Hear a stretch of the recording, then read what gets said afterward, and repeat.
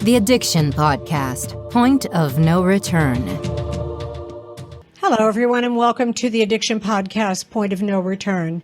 My name is Joni Siegel, and I'm the host for this podcast, and my husband, Steve Siegel, is the producer of the podcast.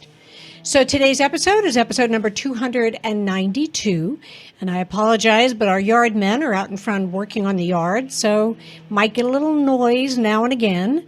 Murphy's Law, someone's doing something out there. So please subscribe to this podcast wherever you listen to podcasts and give us a good review, because then when people search for help, people who are either addicted themselves or have a loved one addicted, then they find our podcast, which is what we want. Please also subscribe to our YouTube channel, ring the bell so you get notified, and give us a thumbs up on our videos. So today we have an interview with a woman that we've had on the podcast before, and I think it's kind of timely. Her name is Diane Stein. Diane Stein accepted a leadership role at the Florida chapter of the Citizens Commission on Human Rights in 2015. That's CCHR. CCHR is a nonprofit, non-political, non-religious mental health industry watchdog whose mission is to eradicate abuses committed under the guise of mental health. Since that time, she has worked to help restore human rights to the field of mental health, and especially in the area of short-term emergency commitment. As a Newsweek expert, Diane is regularly interviewed by journalists and investigative reporters on emergency psychiatric holds involving children and the violation of parental and child rights under these circumstances.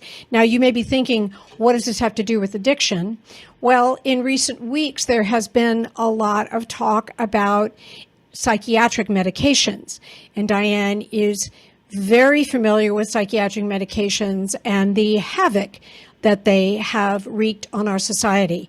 And so we're going to talk to her a bit more about that. So let's talk to Diane Stein.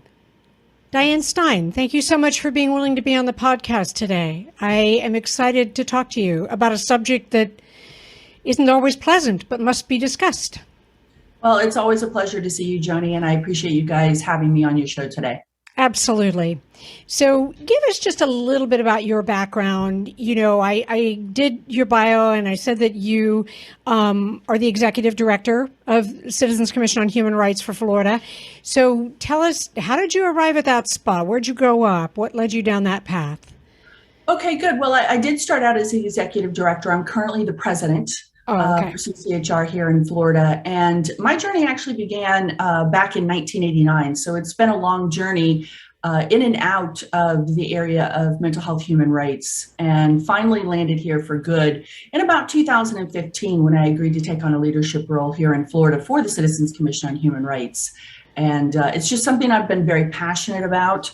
My mother had a run-in with the mental health law here in Florida, and it kind of spurred me to take additional action, rather than just be a supporter or a volunteer. So, you know, that's kind of how I ended up where I am right now. Okay, fair enough.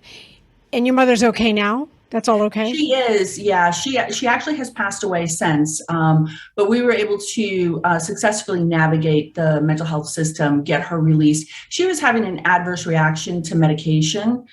She was not having some sort of mental illness. Unfortunately, the law here, in fact, the law in most states can be abused quite easily. Sort of a shoot first and ask questions later kind of viewpoint, or take action first and ask questions later sort of viewpoint. And so we were able to get her out into a safe space. She moved in with my sister and spent her golden years truly living golden years, which was very nice. Awesome. I think that's great. So we're an addiction podcast, so we're talking about drugs today. And there have been in recent weeks, there's been a lot of news coverage about antidepressants and antipsychotics. And that's kind of what I wanted to focus on today. What have you learned about those types of drugs? I mean, I know when I came into it, I thought, well, doctors prescribe them, so they can't be all bad, right? Well, unfortunately, too many people have that viewpoint. And, even when they do their own homework or research into a drug, it's not always easy to find the information. For instance, antidepressants and other psychiatric drugs are highly addictive. In fact, a great many medical doctors won't even attempt to get somebody off a psychiatric drug once they're on it, because it can be quite dangerous. There's danger to it. And I'm sure you're well aware there are drugs that you can't just go cold turkey, like say off alcohol, right? You actually have to be medically supervised. So, the average person doesn't necessarily know that, because we have, unfortunately, developed a society where the quick fix is what we're seeking, so if a person in a white coat says this pill will help you feel happy, they go okay, and they don't necessarily ask the questions that they should.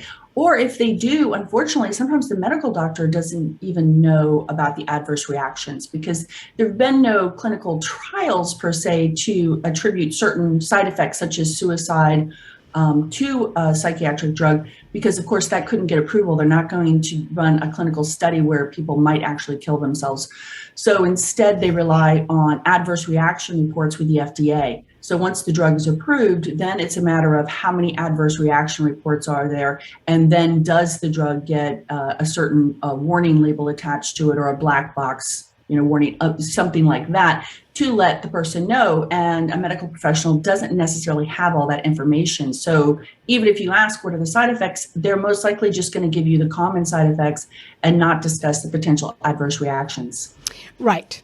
And I just want to make a point that you said, because I was going to ask you the question if you didn't say it, and it's kind of a no-brainer. But for anybody listening, I think that the concept of addiction or being an addict has to do with illicit street drugs. And obviously we've talked about opioids and how people definitely could get addicted to those drugs, but you can get addicted to antidepressants, antipsychotics, anti-whatever, psychiatric drugs. They are addictive, and even more so, I think, in some ways than something like heroin, and with worse effects. Well, yeah, exactly. The New York Times actually did an excellent investigative piece on the addictive qualities of psychiatric drugs a few years ago. It's still very relevant, the actual story and the people they quoted and the experts that they reference in that story. So yeah, they are addictive, and people don't realize that, antidepressants, as an example, they were meant to be a short-term fix. Like, the person takes them for a short period of time. They weren't meant to be a lifelong commitment to a chemical restraint. So I know that there's a lot in the media right now that some of the people, or most of the people, if you will, I think I said all in my last interview, but I will tone it down. I say most of the people who commit these horrible mass shootings are on psychiatric medications. But this fact, while it's getting a lot of buzz right now, this is not new to CCHR. When did CCHR first make this connection? Oh, that was quite some time ago. We're talking as far back as Columbine. The actual facts are quite simple.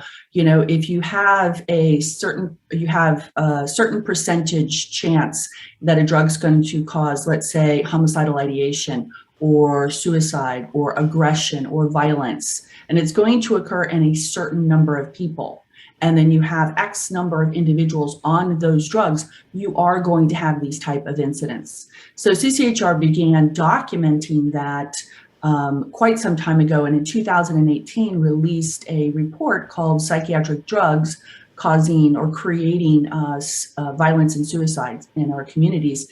And it's a very detailed 60-page report that goes over everything from how many people are on antidepressants, which of course that number has changed and unfortunately increased just since that report came out, to how many of the shooters were taking drugs, what drugs they were actually on, how many people were killed, excerpts from psychiatrists and professionals and law enforcement. It's actually a very well-researched piece, and that report itself has been out since 2018.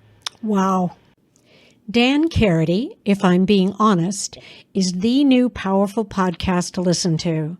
Dan is a globe-trotting television personality, a choreographer to stars like Britney Spears and Justin Timberlake, a loving husband and father, and a man struggling with addiction and anxiety. On his podcast, he shares ugly truths from his life in front of and away from the camera, and those of his courageous guests as well, from the world of entertainment, sports, media, and medicine, such as NFL player Ryan Leaf, pioneer DJ Don Diablo, actor and comedian Jamie Kennedy, and many more. So check out his new podcast, Dan Carity, If I'm Being Honest, on Spotify, Apple, and Google, or go to his website, www.dancarity.com. That's www.dankarity.com. Now here is an incredible success. Roger Smith was kicked out of high school, was homeless, a drug addict, arrested multiple times, and yet this same man overcame incredible adversity and became the CEO of American Income Life Insurance, National Income Life Insurance, and Liberty National Life Insurance Companies. His journey is told in his new memoir, The Most Unlikely Leader. Roger is an example that no matter how low you go in life, you can always turn things around and become anything you set your mind to. If you are stuck in any real life challenge, this book is a fantastic must-read for you. The Most Unlikely Leader, available on Amazon or wherever books are sold. You know, I say this, I'm going to say this again. I hope our listeners don't get tired of hearing me say it. But the thing, what makes sense to me with these types of drugs, and I got this off of a documentary I watched called Generation RX. And that is that when you take these types of drugs, it's like playing Russian roulette because they will alter the brain chemistry. And I may be able to take an antidepressant for a couple days because I'm feeling bad and stop and be done. And someone else may take it and go out and shoot people or kill themselves. And you don't know. Do you know? It's like playing Russian roulette. And why would you do that? Why would you go get a gun and put one bullet in there and spin it and see what happens? It's a nutty concept, in my opinion. Well, it's very hard for people to understand the sequence of events that can occur sometimes, right? But you do have a situation where an individual, they're going to react differently to whatever substance it is that they're consuming, right? For instance, I mean, you could just water it down to caffeine. Some people can drink coffee all day long and it's not a problem for them. And other people, if they have, a cup of coffee after 3 p.m., they have insomnia practically, right? Good point. So it can be, so it's like, I mean, all drugs, they alter you, right? And unfortunately, you have an entire pharmaceutical industry, the mental health industry, based on a myth. It's like you talked about the mass shootings and the information that's coming out of that. But what about the chemical imbalance theory, which, CCHR for 30 years has been, saying this is not an actual truth. There is no chemical imbalance, right? And there have been scientific papers, there have been studies. And finally, when the report came out of UCL, out of London, the University College of London, right? That, they did this study and they can not attribute low serotonin levels to depression, et cetera. All of a sudden it's like big news that the chemical imbalance theory is, a bunch of baloney, right?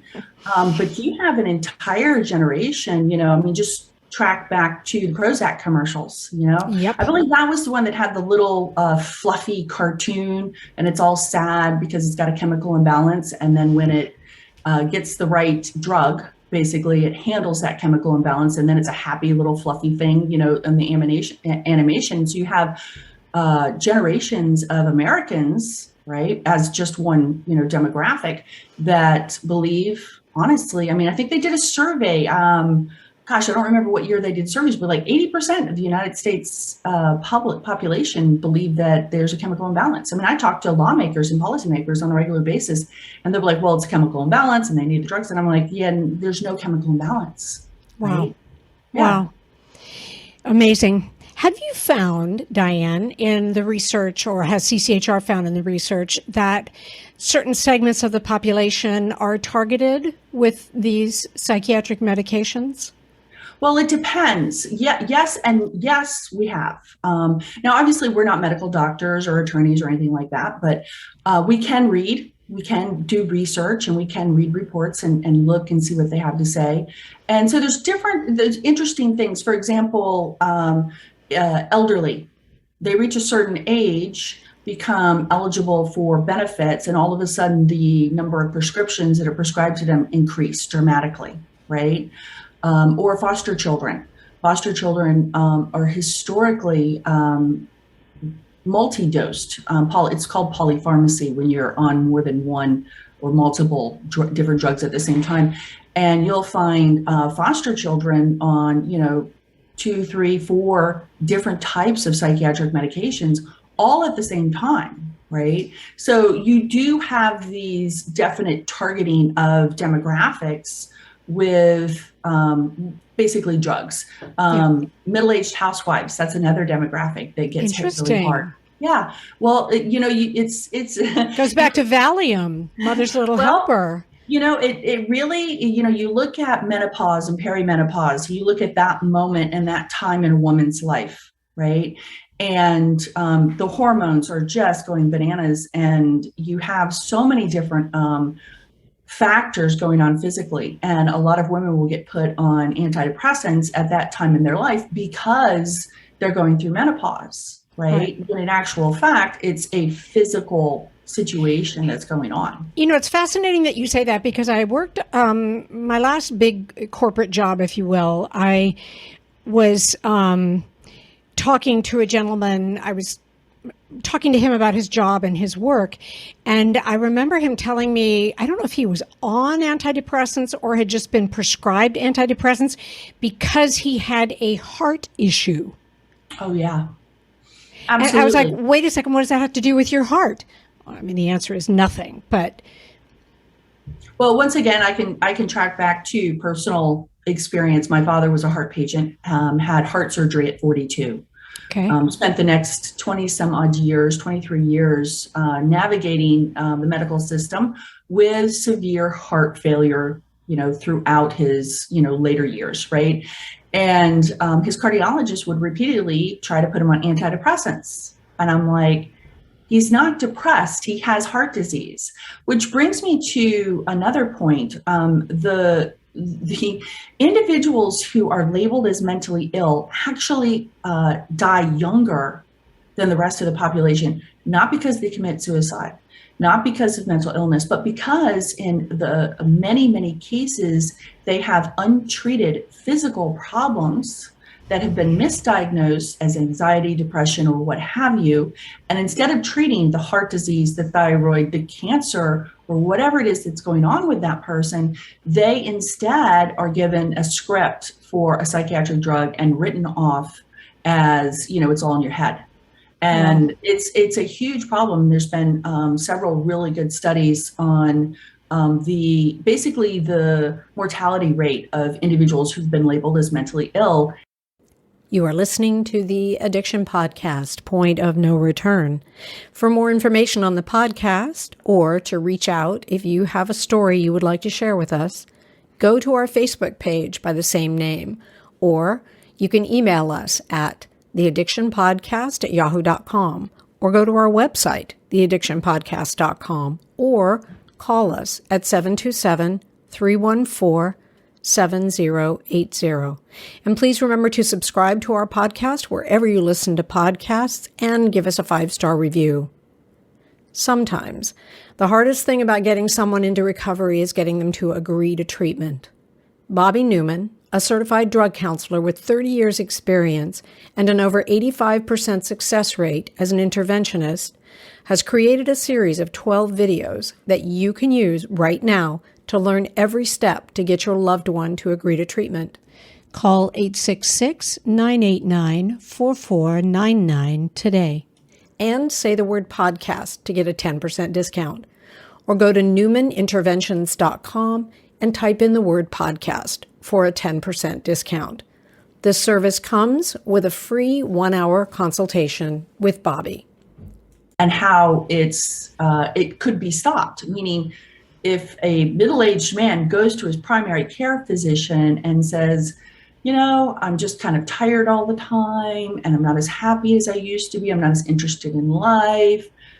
I'm not sleeping as well. Chances are his primary care physician is going to write him a script for a psychiatric drug. Yep. In actual fact, he should refer that middle-aged person, that middle-aged man, to a cardiologist, because what I just described are, possible symptoms of heart disease. Yep.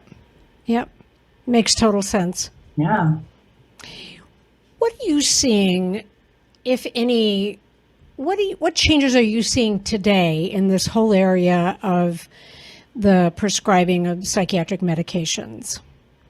Well, I'm not sure if I'm seeing any changes per se.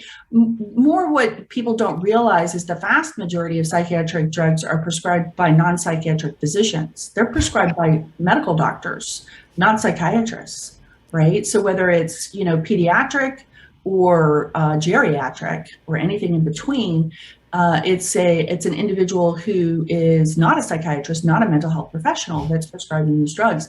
And that just seems to be a growing trend. But, you have, I don't remember the exact figure off the top of my head, but I believe it was something like 1 in 5 Americans on a psychiatric drug of some sort, right? Wow. And then if you take that in here in Florida and you look at, I do a lot of interesting reading. One of the things I read is the medical examiners' drugs found in deceased persons, which is basically their report on all the autopsies that were performed in a given year, right? And, you mentioned opioids and fentanyl, and those are definitely the number one drug that is found in individuals that autopsy is done, because not everybody gets an autopsy. It's like suicides, et cetera, murders, things like that. So, but benzos are the second. Wow. Yeah, it's like, the number of people that are found with either psychiatric drugs being the cause of death or contributing to the death are quite large. And that's just in Florida, Wow. And what are benzos typically prescribed for? Is that anti-anxiety medication? Is that what that is? So what typically are benzodiazepines prescribed for? Well, they're depressant drugs. Okay. They can be prescribed for everything from insomnia to seizures to anxiety to depression. Okay. So they're kind of the opposite of antidepressants. Well, they're a psychiatric drug that really works to lower brain activity, is what it does. Yeah. So if I use the vernacular of street drugs, benzos would be downers, antidepressants would be uppers, kind of. Yeah, I guess you could look at it that way. It's like you're really looking at something where the person is agitated, anxious, they can't sleep, that sort of thing. And that's when, generally a benzo would be prescribed. It's a psychoactive drug. But, once again, I'm, not being a doctor, I don't really know all the ins and outs of that. I just know that it, is a class of psychiatric drugs. Right. And that, is usually prescribed for things such as anxiety or insomnia, also seizures. I wonder how many people end up on both antidepressants and benzos. That's a good question. Polypharmacy, it's also a problem among the elderly. And yes. You definitely run into a situation where, we're going back to your acquaintance who had the heart condition and was being prescribed an antidepressant. Some of the drugs that they're on for their heart disease may cause, quote unquote, depression, right? So then to treat the depression, they will then prescribe an antidepressant, and then that might create something else. And so then it becomes a carousel, if you will, of, symptoms and problems and things like that, being done to fix something that just creates another situation. Yep. Are you seeing the statistics of children being put on ADHD medication? Are you seeing those statistics go up?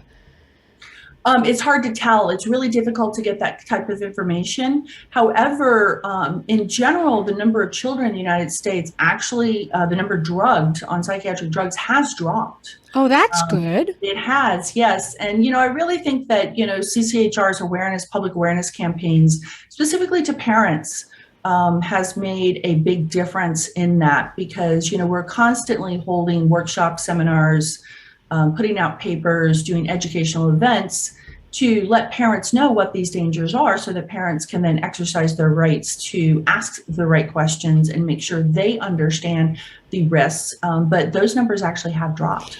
I think that's great. And just a note to our listeners, if you have a child and you've put your child on these drugs, I'm not saying this to make you feel guilty, but it can lead to addiction later in life because what it does is it creates a chemical dependency on the part of children. And, it can, it can go down that road. And you definitely need to research these types of things before you put your child on these drugs or you start taking them yourself. But that's heartening, Diane. I know you guys work very, very hard to educate parents, and it's got to be done. I mean, I understand why parents might go down that road if they have a child that is particularly challenging to handle and the parent's working and busy, but it's not a good plan.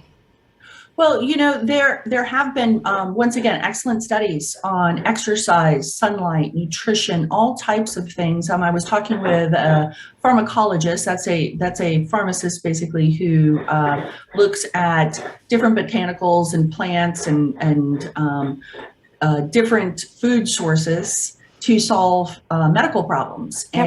And she told me a heartwarming story. A family, their 8-year-old son had been diagnosed with ADHD, and they were very concerned about him taking any sort of drug. So they started doing their research. They found this pharmacologist, and they went to her, and she's like, well, yeah, he could take this, he could do that, gave him all kinds of solutions. And they settled on putting sardines. Every day he started having sardines in his lunch, right? Wow. Omega-3s. Wow. And that totally handled it. And his teacher was so happy, that they had decided to actually medicate him. And so then the mother is like, I know. And she was like, oh, he's improved so much and he's doing so great. And so the mom sat there and just listened to the whole thing. And then she's like, yeah, we actually opted not to do that. We're just feeding him sardines. I would love to have seen the teacher's face at that point, because I think, unfortunately, a lot of teachers are convinced that drugs are the way to go. It's really interesting. I have a family of educators, everything from, grade school to high school. And they have a hard road. They really do, with our education system and what's expected of them. And when you have the type of system that they're in, sometimes they get put into a position where they themselves are not real comfortable with what's being asked of them. And when they have stories like that come before them, it really puts them in a position, I think, where they feel empowered to then question what they're being told must be done or what has to be done, right, with a particular child. Yep. What words of wisdom do you have for our listeners about psychiatric meds? Words of wisdom. Okay, do your homework. Just because a person who in a position of authority says that you have to do something or take something, it doesn't necessarily mean that that's true. For example, federal law prohibits requirement of drugging your child in order for them to attend public school. You have the right to refuse that. In Florida, you also have the right to refuse psychological screenings of your child, right? Your elderly parent, you have rights if you're taking care of an elderly person. So just don't be afraid to stand up and say, wait a minute, I have questions, and get real answers to those questions before you make your decision. Because ultimately, it is up to you. Your health and that of your loved one and friends is in your hands. Exactly. How can they reach you? How can they reach CCHR and ask questions? Well, for those of you who want to go online, you can just simply go to our website, which is cchrflorida.org, or you could go to cchr.org, which is the overall umbrella site, and find a chapter near you. You can also call our chapter's hotline at 800-782-2878. Say that one more time, just to make sure they can write it down. Sure. It's the hotline number is 800-782-2878. That's awesome. Diane, thank you for the work that you do. Thank you for educating people on these things. It needs to happen more. And I am so happy that, as I said before, in recent weeks, a lot of the research and a lot of what you have been saying is being focused on by the media. And it's kind of one of those things like where we all kind of go, those of us who have any experience kind of go, duh, it's about time, but whatever. It is what it is. As long as people are now looking at it and now going to focus on that, that's good. I agree. It is very good. And, there are those individuals who have been, trumpeting this call for decades in some cases. But it took a perfect storm of the report, the right media, influencers, et cetera, latching onto it, and boom, here we are. And, maybe more people will ask questions. Maybe our policymakers will take this to heart and start looking at what really needs to be done to help a person who is, in mental crisis. So I really appreciate you having me on the show and Absolutely. giving me an opportunity to spread the word, to preach. Absolutely. Yeah. Thank you so much for listening. I think that because we focus so much on people who have been addicted to drugs like opioids, or heroin is an opioid as well, or like cocaine or crack, drugs that are basically illicit drugs, and fentanyl and marijuana, I think that we sometimes forget that prescribed psychiatric medications can be very addictive, and the withdrawal from those drugs can be deadly. So it's something that needs to be considered, and you need to get informed if you are taking antidepressants or anti-anxiety medicine. If you are considering taking them, please become fully informed. Whether you call it CCHR or whether you call other organizations that look into this, talk to mothers who've had their children on some of these drugs, but really get educated before you just do it, because even though, doctors are considered authorities, they're not always right. So thank you so much for listening today, and we'll be back again next week with another interview. You have been listening to the Addiction Podcast, Point of No Return. For more information, reach out to us on Facebook or go to www.theaddictionpodcast.com. Our email is theaddictionpodcast@yahoo.com.